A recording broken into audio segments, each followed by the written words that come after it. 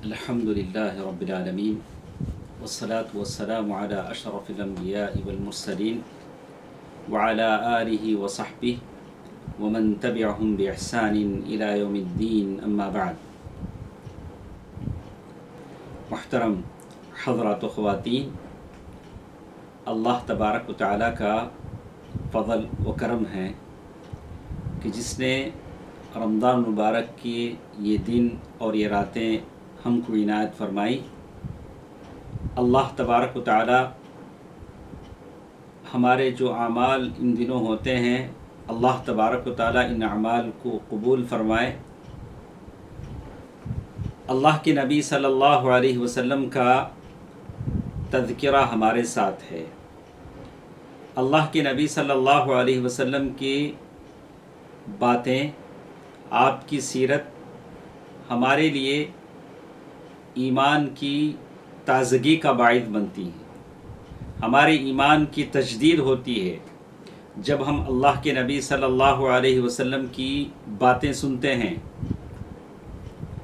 کل کے درس میں ہم نے اس چیز کو سنا کہ اللہ کے نبی صلی اللہ علیہ وسلم سے ہم محبت کیوں کرتے ہیں. اس کا خلاصہ میں پیش کر کے آپ کو لے چلتا ہوں اللہ کے نبی صلی اللہ علیہ وسلم کی خصوصیات کی طرف. بعض خاص باتیں، خاص چیزیں جو اللہ کے نبی صلی اللہ علیہ وسلم کو عطا ہوئی تھی. پہلی بات، کل کے درس میں جو باتیں ہم نے سنی، اللہ کے نبی صلی اللہ علیہ وسلم کی محبت سارے لوگوں سے زیادہ آپ کے اور میرے دل میں ہونا چاہیے. یہ پہلی بات تھی.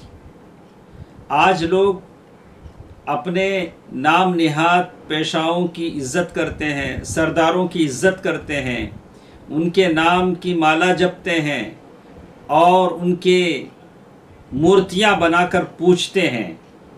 ہم اللہ کے نبی صلی اللہ علیہ وسلم پر درود پڑھنے سے بھی بخیلی کرتے ہیں.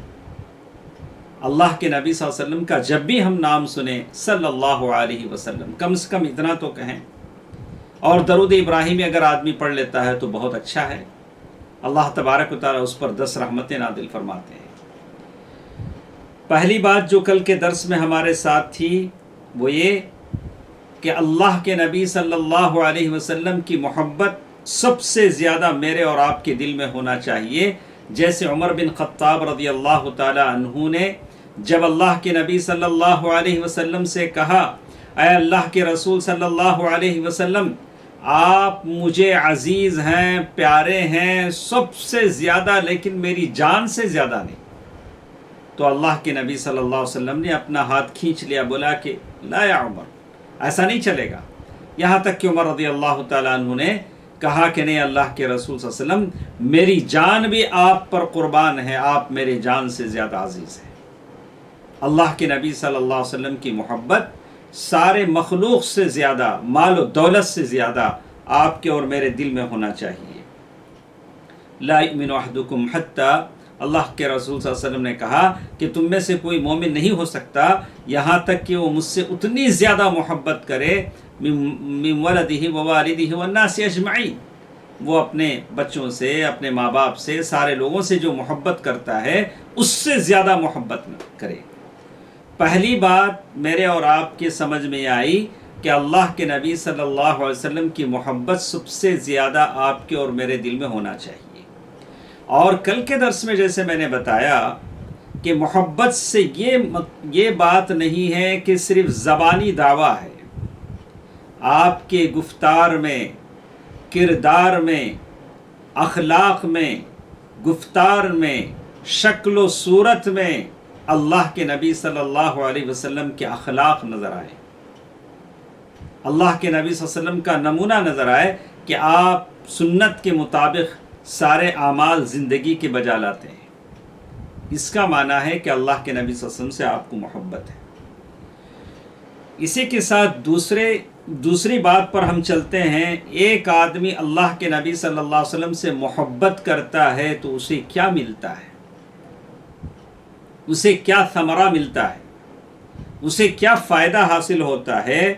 تو اللہ تبارک و تعالیٰ نے آیت المحنہ میں کہہ دیا، سورۃ آل عمران آیت نمبر 30 پر کل کے درس میں ہم نے پڑھا، قُلْ إِن كُنتُمْ تُحِبُّونَ اللَّهَ فَاتَّبِعُونِي يُحْبِبْكُمُ اللَّهُ، اللہ کے رسول صلی اللہ علیہ وسلم سے محبت کرو گے تو اللہ تم سے محبت کرے گا۔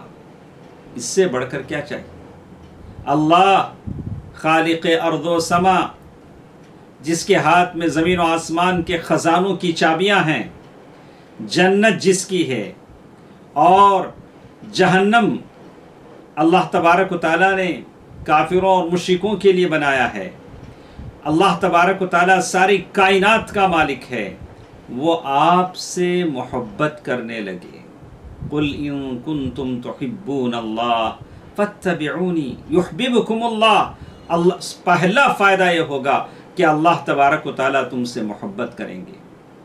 وَيَغْفِرْ لَكُمْ ذُنُوبَكُمْ، تمہارے گناہ بخش دیے جائیں گے۔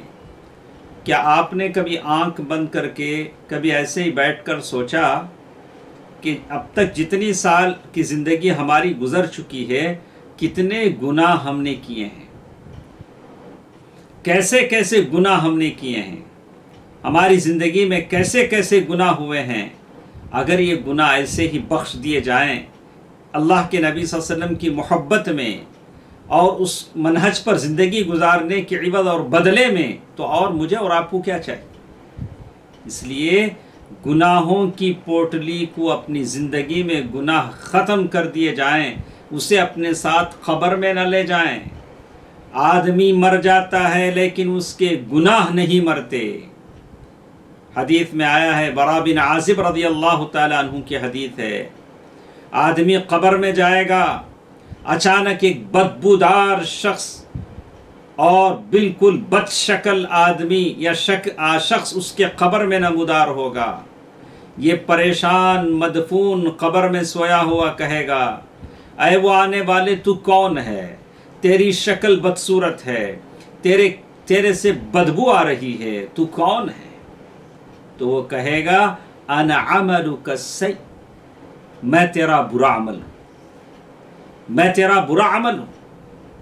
تو اس برے عمل کو اپنی زندگی میں ختم کر دیں تاکہ وہ قبر میں ہمارے ساتھ نہ آئے۔ اور وہ کیسے ختم ہوگا؟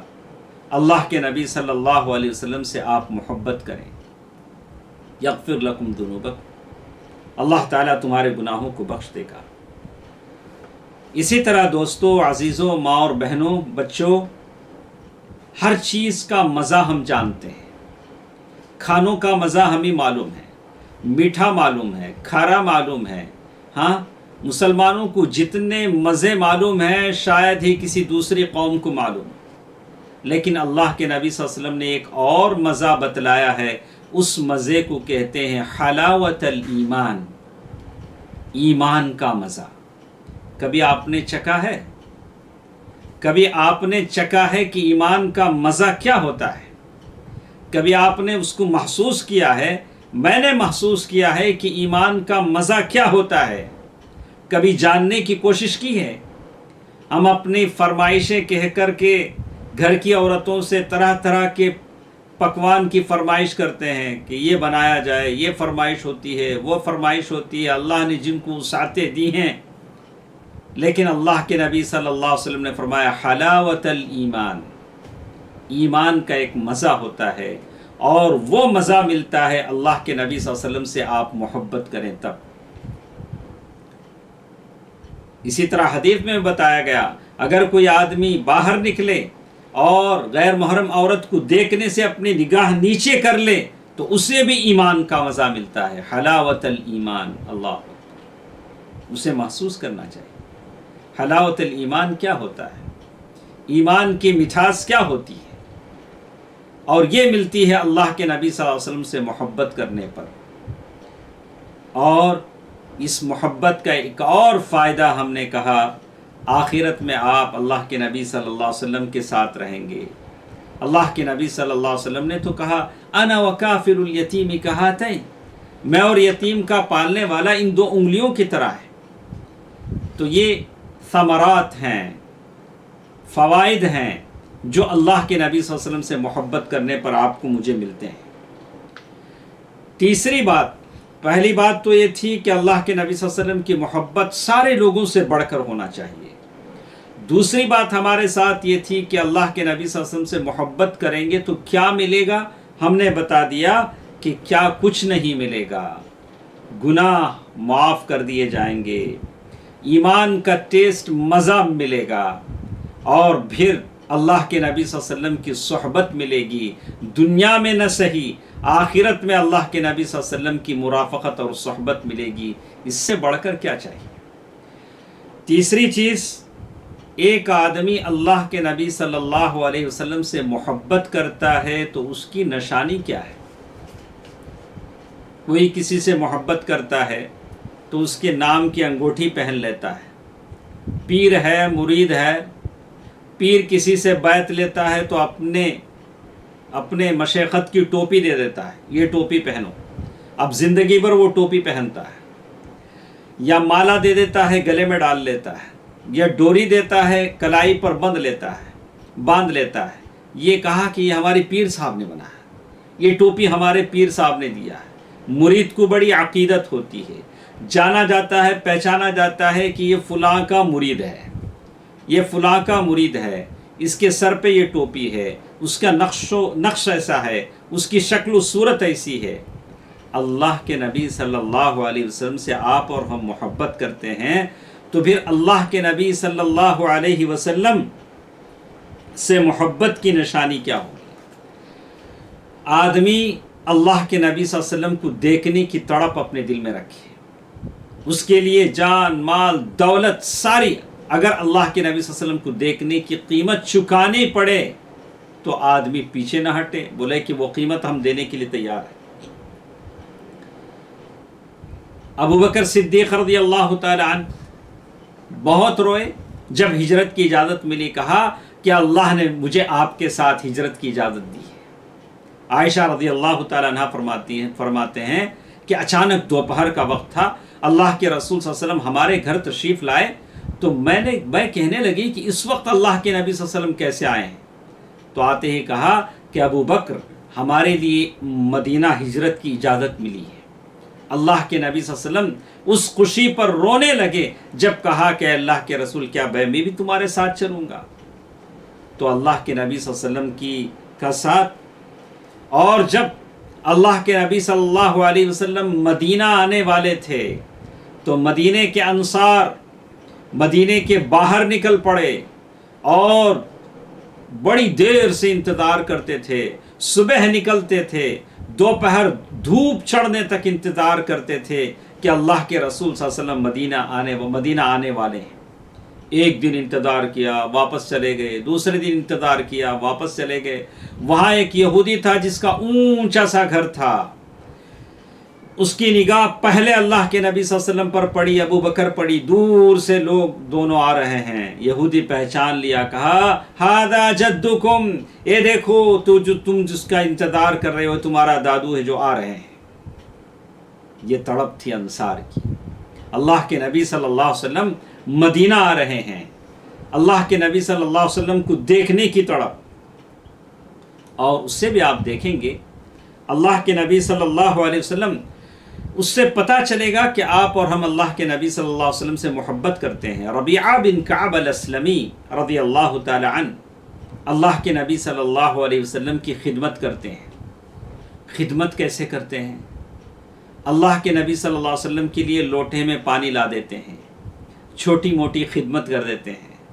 تو اللہ کے نبی صلی اللہ علیہ وسلم نے فرمایا کہ اے ربیعہ سل، اے ربیعہ مانگو اگر کچھ مانگنا چاہتے ہو۔ اگر مجھے معلوم ہے کہ نبی کی دعا قبول ہوتی ہے صلی اللہ علیہ وسلم، میرے نبی نے ابو ہریرہ کی ماں کی ہدایت کے لیے دعا کی تو اللہ تعالیٰ نے ہدایت دے دی۔ جابر رضی اللہ تعالی عنہ کے باغیچے میں برکت کی دعا کی تو 3 سال کا پھل ایک ہی سال میں پیدا ہو گیا، اللہ نے اتنی برکت دے دی۔ جابر کی اونٹ کو کوچا لگایا تو اونٹ، بوڑھا اونٹ، بیمار اونٹ دوڑنے لگا۔ اللہ کے نبی صلی اللہ علیہ وسلم کی یہ برکت ہے۔ جب اللہ کے نبی صلی اللہ علیہ وسلم نے یہ بات کہی کہ ربیعہ سوال کرو، کیا سوال کرنا چاہتے ہو؟ تو اگر کوئی دنیا دار آدمی ہوتا تو پتہ نہیں کتنی دنیا کا مانگ لیتا کہ اللہ کے نبی صلی اللہ علیہ وسلم ہیں، مجھے آفر کر رہے ہیں کہ میں کسی چیز کی خواہش کروں، اللہ کے نبی صلی اللہ علیہ وسلم دعا کریں اللہ مجھے وہ چیز دے دے۔ اللہ کے نبی صلی اللہ علیہ وسلم سے صحابی نے کہا اے اللہ کے رسول ذرا مجھے وقت دے دیں، ٹائم دے دیں۔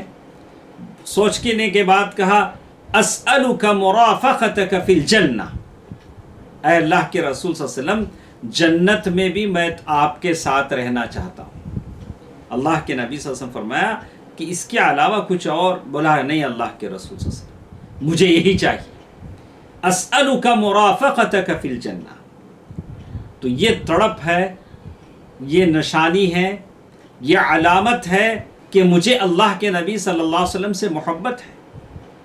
آج معاشرے میں ہم کچھ لوگوں کو دیکھتے ہیں کہ سال میں ایک مرتبہ بڑے دھوم دھام سے میلاد منا دیا اور بولے کہ ہم محبان رسول ہیں، انجمنیں بنائیں، اور بھائی یہ کافی ہے؟ ہماری نمازیں بھلے سنت رسول کے مطابق نہ ہوں، ہمارے چہرے سنت رسول کے مطابق نہ ہوں، ہمارے شادیوں میں ڈھول تاشے بجائے جائیں اور بے حیائی اور بے غیرت کی انتہا ہمارے شادیوں میں ہوں، فضول خرچیاں ہوں، اور جس قوم کے ساتھ ہم جی رہے ہیں اس قوم کو ہم پر انگلیاں اٹھانے کا موقع ملے، اور ہم اتنے عجیب ہماری قسم ہو، ہماری حیات ہو، ہمارے اخلاق ہوں، اور پھر ہم کہیں کہ ہم محب رسول ہیں۔ ہم اسے کیا کہیں؟ میرے نبی نے تو یہ اخلاق نہیں سکھائے تھے، میرے نبی نے زبان پر سچائی سکھائی تھی، میرے نبی نے وعدہ وفائی سکھائی تھی، میرے نبی نے پاکی صفائی کی بات کہی تھی، کہا تھا کہ پاکی صفائی آدھا ایمان ہے، آدھا ایمان ہے۔ یہ ساری تعلیمات میرے نبی کی تھی۔ اگر واقعی ہم ان سنتوں پر عمل کرتے تو یہ قوم ہم پر آج کوئی اعتراض نہیں کر سکتی۔ ہم بادشاہ تھے، ہم نے دنیا کے اکثر حصے پر اسلام پہنچایا تھا، حکومتیں کی تھیں، نہ ہماری حکومتیں جاتی، نہ ہمیں غلاموں کی طرح زندگی بسر کرنے کی نوبت آتی، بلکہ ہم آج بھی حکمراں ہوتے۔ اللہ تبارک و تعالیٰ کا وعدہ ہے، آج بھی اگر تم صحیح معنی میں مسلمان بن جاؤ تو میرے خزانے میں کوئی کمی نہیں۔ دوستو، عزیزو، ماں اور بہنوں، مجھے کہنا یہ ہے کہ ربیعہ بن کعب الاسلمی نے اللہ کے رسول صلی اللہ علیہ وسلم کی موافقت چاہی۔ یہ علامت ہے کہ وہ اللہ کے نبی صلی اللہ علیہ وسلم سے محبت کرتے ہیں۔ اور آپ آگے چلے دیکھیں، عمر فاروق رضی اللہ تعالیٰ عنہ شہید محراب فجر کی نماز پڑھا رہے ہیں۔ ابو لؤلؤ مجوسی جس نے حضرت عمر فاروق رضی اللہ تعالیٰ عنہ کی پیٹ میں خنجر گھونپا، ہنتڑیاں باہر آ گئیں، نبیذ پلایا جاتا تھا تو انتڑیوں سے نکل پڑتا تھا، اور اس حالت میں اپنے بیٹے عبداللہ بن عمر سے کہہ رہے ہیں کہ جاؤ ام المؤمنین عائشہ رضی اللہ تعالیٰ عنہ سے اجازت لو کہ مجھے اللہ کے نبی صلی اللہ علیہ وسلم کے پہلو میں دفن کر دیا جائے۔ یہ نہ کہنا کہ امیر المؤمنین کہہ رہے ہیں اب میں امیر المؤمنین نہ رہا، یہ کہنا کہ عمر پوچھ رہے ہیں کہ وہ وہاں دفن ہونا چاہتے ہیں۔ زندگی بھر ساتھ رہے، انتقال بھی کر گئے تو یہ سوچ رہے ہیں کہ میں اللہ کے نبی صلی اللہ علیہ وسلم کی جوار میں دفن ہوں، پڑوس میں دفن ہوں۔ اللہ کے نبی صلی اللہ علیہ وسلم جب تک زندہ تھے یہی کہتے تھے، میں اور ابو بکر اور عمر گئے، میں اور ابو بکر اور عمر نے یہ کام کیا، اثبت یا احد پہاڑ پر تینوں مل کر گئے۔ تو یہ محبت کی علامت ہے۔ اتنی محبت تو مجھے اور آپ کو ہونی چاہیے، سنتوں سے ہونی چاہیے کہ اللہ کے نبی صلی اللہ علیہ وسلم کی یہ سنت ہے۔ معاملات میں، سلوک میں، اخلاق میں، عبادات میں اللہ کے نبی صلی اللہ علیہ وسلم کی سنتوں کو تازہ یا زندہ کرنے کی کوشش کریں۔ اور اسی طرح آپ دیکھیں گے کہ صحابہ کرام نے اللہ کے رسول صلی اللہ علیہ وسلم کی محبت میں جانیں قربان کی، مال قربان کیا۔ اور یہ ہماری چوتھی چیز ہے جس میں کہا کہ صحابہ کرام نے اللہ کے نبی صلی اللہ علیہ وسلم کی محبت میں جان، مال، یہ ساری چیزیں قربان کی۔ جیسے سعد بن ربیع کے بارے میں آتا ہے کہ احد یعنی جنگ کا موقع تھا، احد کی جنگ کا موقع تھا. زید بن ثابت رضی اللہ تعالیٰ عنہ کہتے ہیں کہ اللہ کے نبی صلی اللہ علیہ وسلم نے مجھے بھیجا کہ دیکھو سعد بن ربیع کہاں ہیں، میدان جنگ میں انہیں تلاش کرو، اگر وہ تم کو مل جائے تو میرا سلام ان کو کہنا، اللہ کے نبی صلی اللہ علیہ وسلم کا سلام ہے. زید بن ثابت ڈھونڈ رہے ہیں، سعد بن ربیع رضی اللہ تعالیٰ عنہ پر نگاہ پڑی، زندگی کے آخری سانس لے رہے ہیں. آدمی جب دنیا سے جا رہا ہوتا ہے اسے معلوم ہے کہ چند سیکنڈز میں، چند لمحات میں اس کی روح نکلنے والی ہے، وہ دنیا چھوڑنے والا ہے. تو اس کی کچھ نصیحتیں ہوتی ہیں، کچھ باتیں ہوتی ہیں کہ بیوی کے تعلق سے، بچوں کے تعلق سے، مال کے تعلق سے. اللہ کے نبی کے اس صحابی سعد بن الربیع رضی اللہ تعالیٰ عنہ کو دیکھیے، وہ دنیا سے جاتے ہوئے کہہ رہے ہیں کہ دیکھو انی لاجد، مجھے احد پہاڑ کی طرف سے جنت کی خوشبو آ رہی ہے. اگر تمہارے پلک جھپک رہے ہوں اور تم زندہ ہو، انصار سے خطاب کرتے ہوئے کہتے ہیں میرے قوم کو بتا دینا، اگر تم زندہ ہو، تمہارے زندہ ہوتے ہوئے اگر محمد صلی اللہ علیہ وسلم کو کوئی تکلیف پہنچتی ہے تو اللہ تم سے باز پرس کرے گا. دوستو عزیزو، خاص کر میں متبعین سنت سے کہوں گا، حدیث پر عمل کرنے والوں سے کہوں گا، اگر آج زمین سے حدیث پر عمل ختم ہوتا ہے، نمازیں بے ڈھنگی ہیں، دعائیں بے ڈھنگی ہیں، اور ہمارے اخلاق و عادات میں حدیث کی خوشبو نہیں آتی، تو کیا کل حشر میں ہم اس قابل ہوں گے کہ اللہ کے نبی صلی اللہ علیہ وسلم کو چہرہ بتا سکیں؟ کیا ہمیں کوثر ہمیں مل سکے گا؟ اللہ کے نبی صلی اللہ علیہ وسلم کے ہاتھوں ہمیں پی سکیں گے؟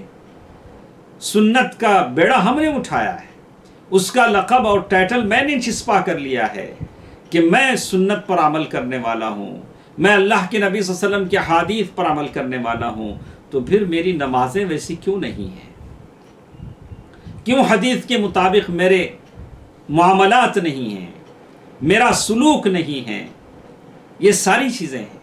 دوستو عزیزو، سعد بن ربیع کو دیکھیے اور کہا کہ اپنی قوم کو نصیحت کر رہے ہیں، اور پھر اسی طرح انہوں نے جان دے دیا. اور اسی طرح آپ دیکھیں گے کہ اللہ کے نبی صلی اللہ علیہ وسلم احد کی جنگ میں 11 انصاری صحابہ ایک ایک کر کے اپنی جانیں اللہ تعالیٰ کی راہ میں قربان کر دیتے ہیں. ام عمارہ رضی اللہ تعالیٰ عنہ، اللہ کے نبی صلی اللہ علیہ وسلم جدھر بھی دیکھتے ہیں ام عمارہ نظر آتی ہیں، دشمنوں کا دفاع کرتی ہیں. کہا کہ ام عمارہ، یعنی احد کی جنگ کا اکثر یہ حصہ ام عمارہ کے اس میں چلا گیا رضی اللہ عنہ. اسی طرح آپ دیکھیں گے ابو دجانہ ہیں جنہوں نے اپنی پیٹھ کو آڑ بنا لیا، سارے تیر آتے تھے ان کے پیٹھ پر لگتے تھے. طلحہ بن عبید اللہ رضی اللہ تعالیٰ عنہ، یہ سارے صحابہ ہیں جنہوں نے اللہ کے نبی صلی اللہ علیہ وسلم کی محبت میں اپنا مال، اپنی جان ساری کی سارا قربان کیا. مجھے شرم آئے گی کل حشر کے میدان میں میں دیکھوں گا کہ وہاں میں بھی جاؤں گا، آپ بھی جائیں گے. اس میں کوئی شک ہے؟ کوئی شک نہیں. اللہ تعالیٰ نے کہہ دیا تم سب کے سب تنہا تنہا ہوگے یوم القیامت فردا، تنہا تنہا ہوگے.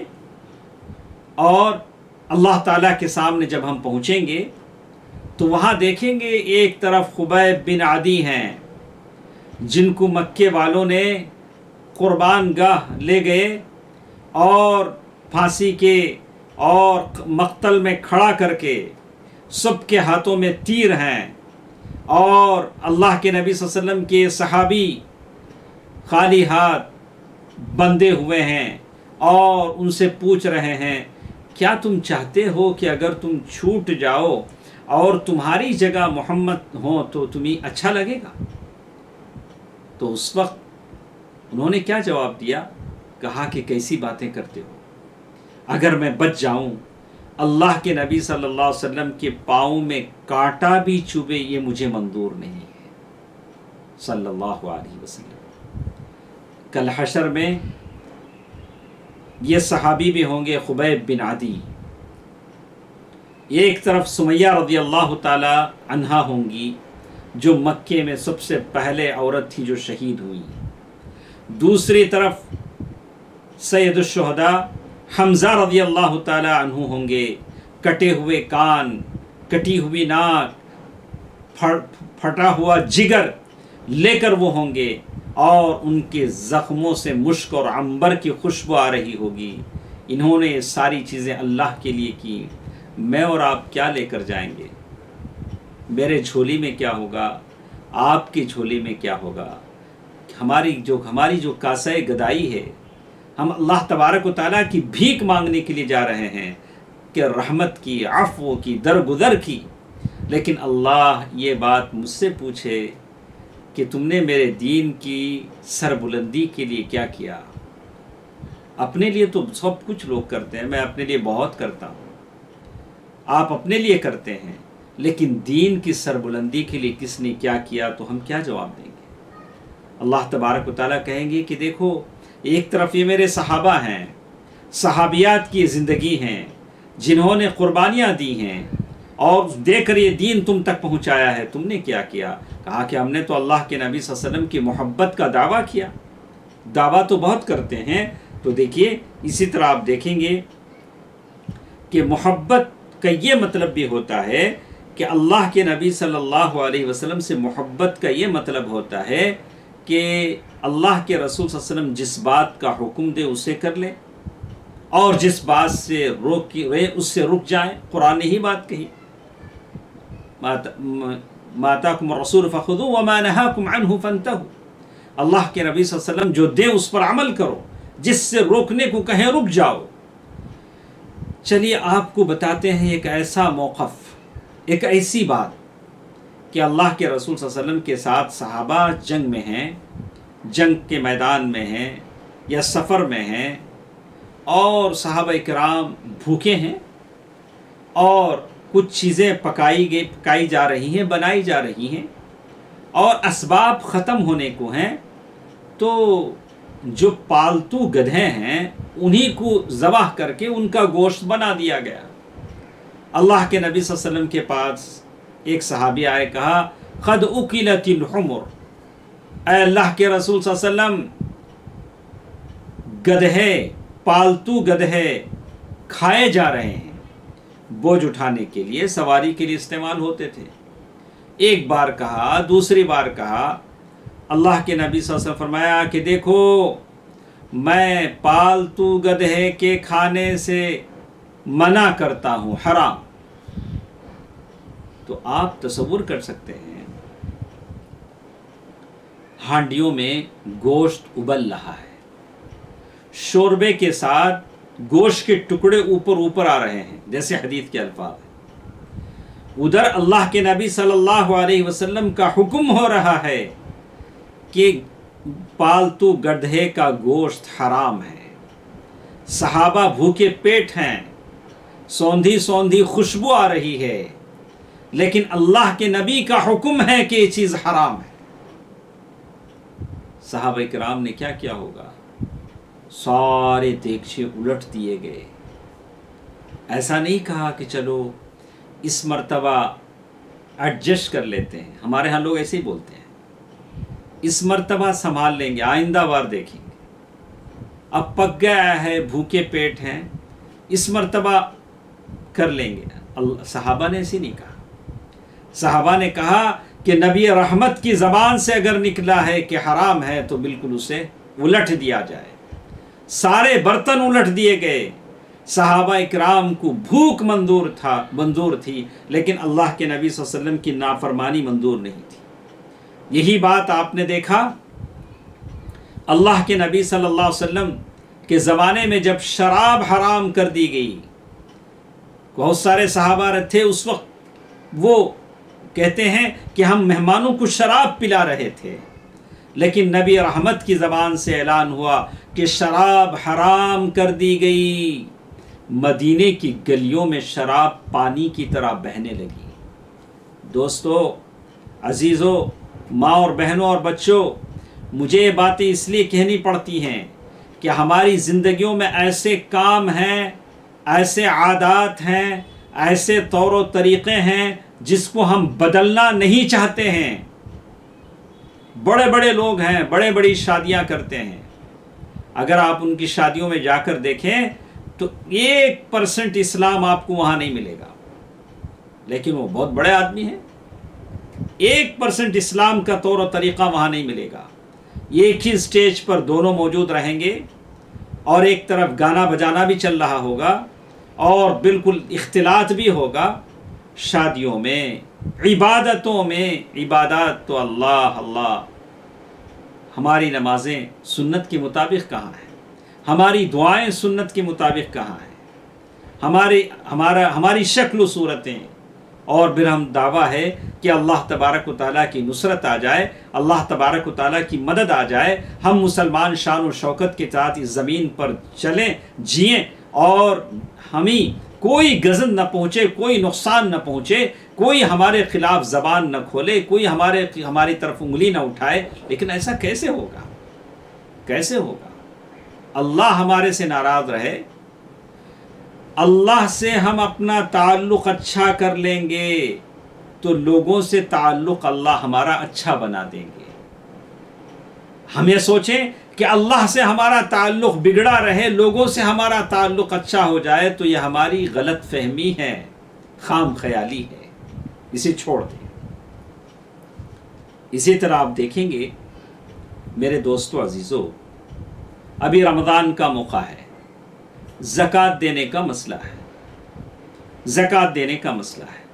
اللہ کے نبی صلی اللہ علیہ وسلم کے پاس ایک عورت آتی ہے، وہ خاتون، اللہ اس خاتون پر رحم فرمائے، اپنے بچے کے ساتھ آتی ہے، اپنی بچی کے ساتھ آتی ہیں، اور اس بچی کے ہاتھ میں بڑے بڑے موٹے موٹے سونے کے کنگن ہیں، بینگلز ہیں، بنگڑیاں ہیں۔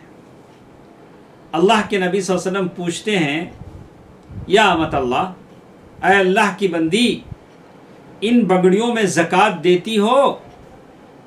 اللہ کے نبی صلی اللہ علیہ وسلم پوچھتے ہیں اور اسے بتاتے بھی ہیں کہ اگر زکوٰۃ نہیں دو گی تو اس کا عذاب تمہیں ملے گا۔ وہ اللہ کی بندی اتنا اللہ کے نبی صلی اللہ علیہ وسلم کی نصیحت سے متاثر ہوتی ہیں کہ ان دونوں بنگڑیوں کو نکال کے وہیں رکھ دیتی ہیں اور پوچھتی ہیں، بولتی ہیں، ہما للہ ولرسول، یہ دونوں بنگڑیاں اللہ اور اس کے رسول کے لیے ہیں۔ زکوٰۃ دینا کہا کہ نہیں، یہ تو اللہ اور اس کے رسول کے لیے دے دیے جائیں یہ بنگڑیاں۔ اللہ اکبر۔ ہم میں سے کتنے ایسے لوگ ہیں، زکوٰۃ دینے کی بات آتی ہے تو سوچتے ہیں نہیں ابھی تو اب تو مسئلہ ہے، بہت سارے ہیں، چیزیں ہیں۔ اللہ کے نبی صلی اللہ علیہ وسلم نے اس عورت سے اتنا کہا کہ کیا تم زکوٰۃ دیتی ہو؟ اب یہ نہیں پوچھا اللہ کے نبی صلی اللہ علیہ وسلم نے اس خاتون سے کہ کیا تمہارے اوپر قرضہ ہے، کیا تمہارے اوپر، یہ ساری باتیں نہیں پوچھی، بولا کہ زکوٰۃ دیتی ہو کہ نہیں دیتی۔ تو اس خاتون کا ایمان دیکھی، اس کو کہتے ہیں محبت۔ اللہ کے نبی صلی اللہ علیہ وسلم سے محبت آدمی کو کیسے ہوتی ہے؟ محبت ہوتی ہے تو کیسے آگے بڑھ کر فوراً اللہ کے رسول صلی اللہ علیہ وسلم کی اطاعت میں آدمی کیسے آگے بڑھتا ہے۔ اور آپ دیکھیں گے اللہ کے نبی صلی اللہ علیہ وسلم جب عورتیں نماز پڑھ کر اللہ کے نبی صلی اللہ علیہ وسلم کے زمانے میں مسجد سے باہر آتی تھیں تو کچھ عورتیں درمیان راستے سے آتی تھیں، تو اللہ کے نبی صلی اللہ علیہ وسلم نے فوراً کہا کہ نہیں، عورتوں کے لیے راستہ درمیانی نہیں ہے، عورتیں کنارے سے چلیں، حافات الطریق۔ تو اور ان عورتوں کے بارے میں کہا کہ عورتیں اتنا کنارے سے چلتی تھیں کہ کہیں ان کے کپڑے پھٹ نہ جائیں دیواروں سے لگ کر۔ یہ اللہ کے رسول صلی اللہ علیہ وسلم کی اطاعت تھی جو وہ خاتون کرتی تھی، اور یہ محبت کی علامت تھی کہ اللہ کے رسول صلی اللہ علیہ وسلم کی محبت کی علامت یہ ہے کہ اللہ کے نبی نے جس بات کو کرنے کو کہا اسے کیا جائے، جس بات سے نہ کرنے کو کہا اس سے رک جائے۔ اب یہ نہ کہے کہ نہیں یہ ہماری ان کی تمنا ہے، یہ ہمارے امی کی آرزو ہے، دادی کی خواہش ہے، دادا چاہتے ہیں. نہیں، اسلام اس کا نام نہیں. اسلام اس کا نام ہے کہ اللہ کے رسول صلی اللہ علیہ وسلم کی شریعت کا حق اللہ کا ہے، اللہ کے نبی کا ہے، جو اللہ نے ان کو دیا بس. تو اسی لیے کہتے ہیں کہ جو باتیں اللہ اور اس کے رسول نے کہیں اس پر عمل کرے، اور جن چیزوں سے منع کیا گیا اس سے آدمی رک جائے. تو بات ہم کر رہے تھے اسی کے ساتھ ساتھ بعض چیزیں خاص اللہ تبارک و تعالیٰ نے پیارے نبی صلی اللہ علیہ وسلم کو عطا فرمائی. ان باتوں کا ذکر ہمارے ساتھ تھا کہ انشاءاللہ مختصر کچھ اس میں آپ کے سامنے رکھ دوں گا، اس لیے کہ کل ہمارے پاس ایک دوسرا موضوع بھی ہے کہ اللہ کے رسول صلی اللہ علیہ وسلم بحیثیت شوہر. اس لیے کہ یہ بہت ضروری ہے کہ آج کے زمانے میں ہم جانیں کہ آدمی جو شوہر یعنی کسی عورت کا شوہر کیسے ہوتا ہے. اس لیے کہ گھر میں سکون ہے تو ساری جگہ سکون ہے، گھر میں ماحول اچھا ہے تو پھر آپ سکون سے اللہ کی عبادت کر سکیں گے. اگر کوئی آدمی اپنی بیوی کے ساتھ اچھا نہیں ہے، بیوی اپنے شوہر کے ساتھ اچھی نہیں ہے، تو گھر کا سکون بگڑے گا تو ساری چیزیں بگڑ جائیں گی. دیکھیے اس کے بعد ہم آپ کو بتائیں گے ماں باپ کے بارے میں. تو اللہ کے رسول صلی اللہ علیہ وسلم کی خصوصیات میں سے کچھ باتیں مجھے آپ کے سامنے کہنی ہیں. اللہ کے رسول صلی اللہ علیہ وسلم سے پہلے جو رسول آتے تھے وہ خاص قبائل کی طرف، قبیلوں کی طرف بھیجے جاتے تھے، بنی اسرائیل کی طرف دوسری طرف. لیکن اللہ کے نبی صلی اللہ علیہ وسلم کو سارے جہانوں کے لیے رسول بنا کر بھیجا گیا. انی رسول اللہ الیکم جمیعا وما ارسلناک الا رحمۃ للعالمین. میں سارے جہانوں کے لیے تمہیں رسول بنا کر بھیجا گیا ہے. اور پھر اللہ کے نبی صلی اللہ علیہ وسلم کو اعزاز دیا گیا، فوقیت دی گئی تمام انبیاء پر. کہا انا سید ولد آدم ولا فخر.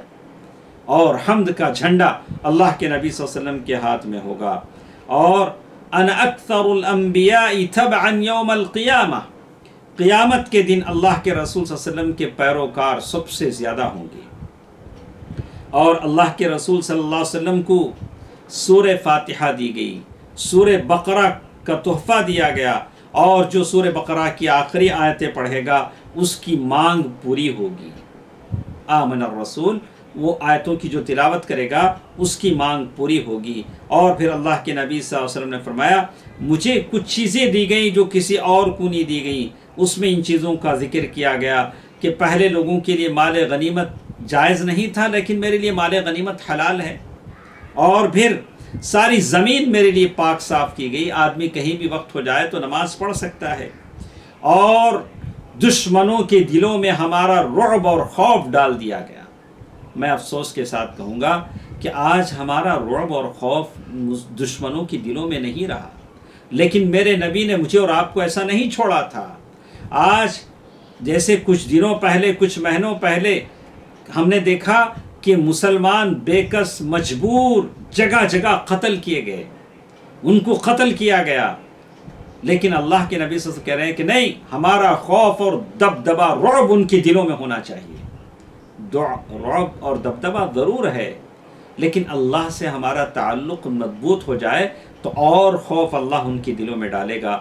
آج جو کچھ ہمارے تعلق سے ہو رہا ہے بالکل یہ اس رعب اور دبدبے کی وجہ سے ہی ہے. یقیناً کہ یہ قوم بڑی نڈر قوم ہے. اس قوم کا مالک اللہ ہے جو ارض و سما کا مالک ہے. اور اللہ تبارک و تعالیٰ نے پیارے نبی صلی اللہ علیہ وسلم کو قیامت کے دن سفارش کا حق دیا ہے. سارے نبی تو کہیں گے نفسی نفسی، نہیں جاؤ جاؤ ان کے پاس جاؤ. اللہ کے نبی کہتے ہیں میں سجدے میں گر جاؤں گا. اور حدیث الشفاعہ، بڑی لمبی حدیث کہی گئی، اتنا اللہ کی حمد و ثنا کروں گا اور ایسے ایسے تعریف کے الفاظ میرے دل میں آئیں گے. اللہ کہیں گے ارفع راسک سل تعطا. اے نبی اپنا سر تو اٹھاؤ، پوچھو کیا مانگنا چاہتے ہو. پھر میں اللہ سے کہوں گا کہ اللہ حساب آسان کر دیا جائے، پھر حساب آسان کر دیا جائے گا. اور اللہ کے نبی صلی اللہ علیہ وسلم کو سارے آسمانوں کی سیر کرائی گئی. سبحان الذی اسری بعبدہ لیلا من المسجد الحرام الی المسجد الاقصی الذی بارکنا حولہ. اور اللہ کے نبی صلی اللہ علیہ وسلم نے یہ بھی کہا، صحیح بخاری کی حدیث ہے، نماز میں جیسے میں سامنے دیکھتا ہوں پیچھے بھی دیکھتا ہوں، تمہارے رکوع اور سجود کو میں دیکھتا ہوں۔ یہ اللہ کے نبی صلی اللہ علیہ وسلم کی خاص صفت تھی۔ آپ سب سے پہلے زمین سے اٹھیں گے، اول من سب سے پہلے اللہ کے نبی صلی اللہ علیہ وسلم کی قبر پھٹے گی، سب سے پہلے اللہ کے نبی صلی اللہ علیہ وسلم اپنے قبر سے اٹھیں گے قیامت کے دن، سب سے پہلے پل صراط پار کریں گے، سب سے پہلے جنت میں جائیں گے، انا اول من یقرع باب الجنہ، میں سب سے پہلے ہوں گا جو جنت کا دروازہ کنڈی کھٹکھٹاؤں گا، اور جنت کا فرشتہ کہے گا مجھے حکم دیا گیا تھا کہ سب سے پہلے آپ ہی کے لیے جنت کا دروازہ کھولو۔ اور پھر جنت میں سب سے زیادہ امت محمدیہ ہوگی صلی اللہ علیہ وسلم۔ جیسے بتایا گیا کہ اہل الجنہ، جنت میں 120 صف ہوں گے، 120 لوگوں کی صفیں ہوں گی، 80 صفیں امت محمدیہ کی ہوں گی، باقی 40 صفیں دوسری امتوں کی ہوں گی۔ یہ اللہ تبارک و تعالیٰ کا اعزاز ہے جو اللہ تعالیٰ نے امت محمدیہ کو دیا۔ اور پھر اللہ کے نبی صلی اللہ علیہ وسلم نے فرمایا کہ میری آنکھیں سوتی ہیں، میرا دل جاگتا ہے صلی اللہ علیہ وسلم۔ اور پھر کہا گیا اللہ کے نبی صلی اللہ علیہ وسلم کے اگلے پچھلے ساری خطاؤں کو اللہ تعالیٰ نے معاف کر دیا۔ اور اللہ کے نبی صلی اللہ علیہ وسلم نے یہ بھی کہا کہ خواب میں دیکھنا حقیقت میں دیکھنا ہے، میری شکل کا شیطان اختیار نہیں کر سکتا، لیکن میری امت کا کوئی فرد مجھے خواب میں دیکھتا ہے تو حقیقت میں وہ مجھے دیکھتا ہے، لیکن شرط ہے کہ وہ اللہ کے نبی صلی اللہ علیہ وسلم کے شمائل سے واقف ہو کہ آپ کا چہرہ مبارک کیسا تھا، آپ کی داڑھی کیسے تھی، آپ کی یعنی زلفیں کیسی تھی، بالکل اس سے واقف ہو۔ شمائل ترمذی نے کتاب ہی لکھ دی، اللہ تعالیٰ ان پر رحم فرمائے، اللہ تعالیٰ انہیں اجر عظیم دے۔ اور اسی طرح ایک بات اور بھی کہی گئی کہ اللہ کے نبی صلی اللہ علیہ وسلم فرمایا کہ تم میں سے جو بھی لوگ ہیں ہر شخص کے ساتھ ایک جن ہوتا ہے، قرینہ من الجن۔ صحابہ اکرام نے کہا اللہ کے رسول صلی اللہ علیہ وسلم آپ کے ساتھ بھی؟ کہا کہ میرے ساتھ بھی، لیکن کہا کہ الا ان اللہ اعاننی علیہ فاسلم، لیکن اللہ تبارک و تعالیٰ نے میری مدد کی ہے اس کے معاملے میں، وہ مسلمان ہو گیا ہے۔ کوشش کیجئے، اللہ تبارک و تعالیٰ سے دعا کیجئے کہ اپنے آپ کے اندر اللہ کے رسول صلی اللہ علیہ وسلم کی محبت کو پیدا کریں، وہ رسول جس کی یہ خصوصیات ہیں، اللہ وہ ثمرات ہیں۔ کچھ باتیں انشاءاللہ کل کے درس میں ہمارے ساتھ رہیں گی۔ اللہ تبارک و تعالیٰ جتنی باتیں ہم سنتے ہیں اس پر عمل کرنے کی توفیق دے۔ اے اللہ پیارے نبی صلی اللہ علیہ وسلم کی محبت کو ہمارے دلوں میں پیدا فرما، ان کی سنت پر عمل کرنے کی توفیق دے، اور وہ منہج اختیار کرنے کی توفیق دے جس پر چل کر ہم کہہ سکیں کہ اے اللہ کے نبی ہم نے آپ کے طریقے کو اپنایا، آپ ہمارے لیے شفاعت کریں، آپ سفارش کریں اور جنت میں ہمیں اپنے ساتھ رکھیں۔ ان اللہ ملائکتہ یصلون علی النبی یا ایھا الذین آمنوا صلوا علیہ وسلموا تسلیما۔ اللهم صل على محمد وعلى آل محمد كما صليت على إبراهيم وعلى آل إبراهيم إنك حميد مجيد۔ اللهم بارك على محمد وعلى آل محمد كما باركت على إبراهيم وعلى آل إبراهيم إنك حميد مجيد برحمتك يا أرحم الراحمين، والحمد لله رب العالمين، والسلام عليكم ورحمة الله وبركاته۔